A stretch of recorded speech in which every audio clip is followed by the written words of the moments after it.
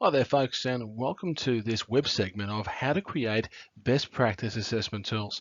My name is Mark Ratcliffe from Mr. Web Training and Assessment.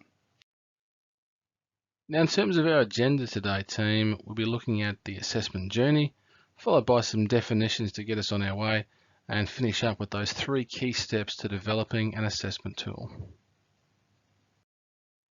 First things first, we have the assessment journey. And I really like this analogy of being able to sail the high seas with our assessment. The first thing we need to be able to do is to navigate the waters in which we sail.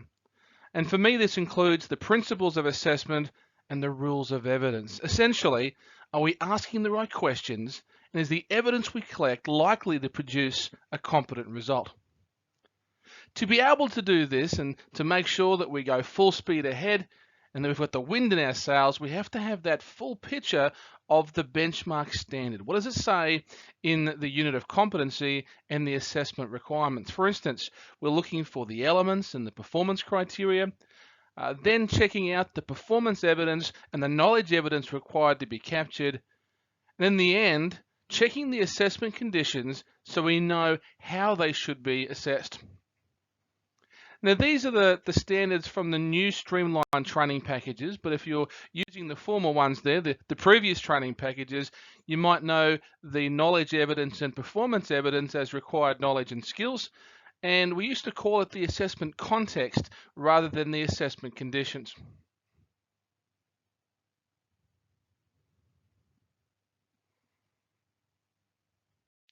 So what is meant by assessment? Well, here's a quick definition. Assessment is the process of collecting evidence and making a judgment as to whether competency has been achieved. Now I'm going to double down on this and look at some other definitions that'll help us with today's topic. Now, first things first, we have the assessment instrument, and this is the documentation developed by an assessor to capture the evidence of competence. Now, this may include checklists for work samples, let's say, or an observation checklist, maybe the templates or pro formas that we give to the candidates to complete, or even the questions we might give them in a written or an oral test. On the other hand, the assessment tool is the whole shebang and combines the instrument we've just spoken about with relevant instructions for both the candidate and the assessor. This guidance may include things like the context and conditions of the assessment, the specific tasks that need to be administered to the student, an outline of the evidence to be gathered, and finally the decision-making rules or evidence criteria used to judge the quality of the student's performance. So what are these 3 specific steps that we're talking about today? First of all, we've got the planning. The second step is the design and development. And then the final step are the quality checks. Now the first step is all about the planning. And the devil really is in the detail here. We have to have a full picture of the benchmark standard and a really good idea of how we're going to capture the proof of someone's competence. Here are some things to consider. Who is the learner cohort? Are they an experienced group, a group of school leavers, or maybe a mixed group? Who will collect the evidence? Will it be you as the trainer and assessor? Maybe you'll ask the candidate to put together a portfolio of evidence, or a third party might be involved to capture the proof. Where will the assessment be conducted? Will it be on the job, online, or maybe in the classroom? And finally, when will it be conducted? Once we've got these answers, we can start to select the types of assessment methods we need. There are 5 types of assessment methods: direct observation, product-based methods, questioning, third-party evidence, and finally, portfolio. So now we know all the benchmark standards and who's going to be involved in the process, we can start to put stage 2 into action. This is the design and development phase. There are 5 steps to the design and development part of the process, and step 1 is all about the context and conditions of the assessment. Let's imagine for a second that we're assessing people as a lion tamer. Do you think it would be appropriate for them to be assessed in a classroom with a plush toy, or do they need to be down at the circus actually doing the job? Now, the critical thing here about the context and conditions is asking ourselves the really important question, does it faithfully represent the conditions that would normally be found in a workplace?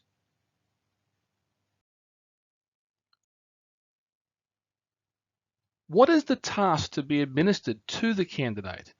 Is it something they have to do by themselves, or is it okay for it to be assessed in tandem? When it comes to these tasks to be administered, there are four key considerations. What do they have to do? What do they have to say? What do they have to write? And what do they have to create? Or it could be a combination of all four.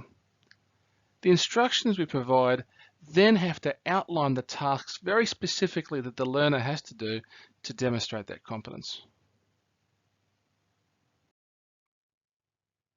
Next is an outline of the evidence to be gathered from the candidate.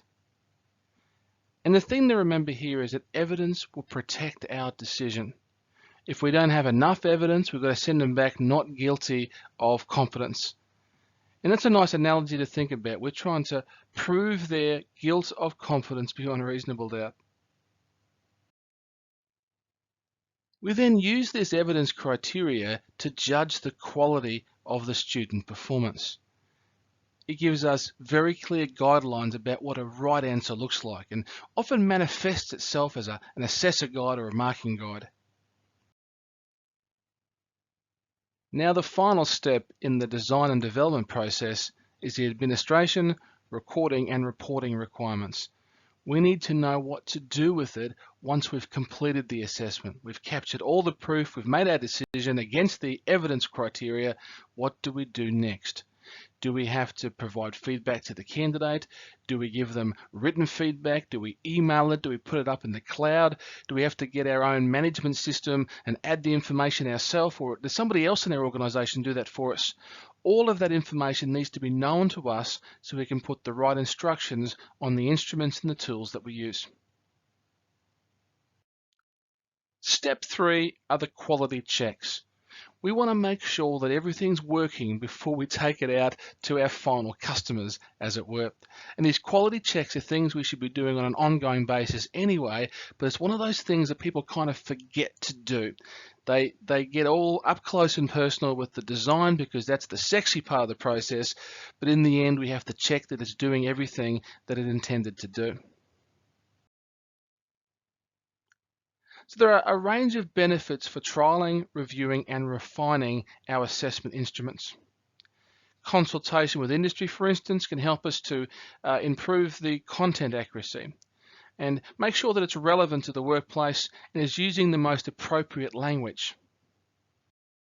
Trialing the tools beforehand will help to test their effectiveness without adverse impact on the learner. And those findings of the trial will help us to predict whether the tool is going to be cost effective, engaging to the learner, and likely to produce valid and reliable evidence. So there you have it, folks.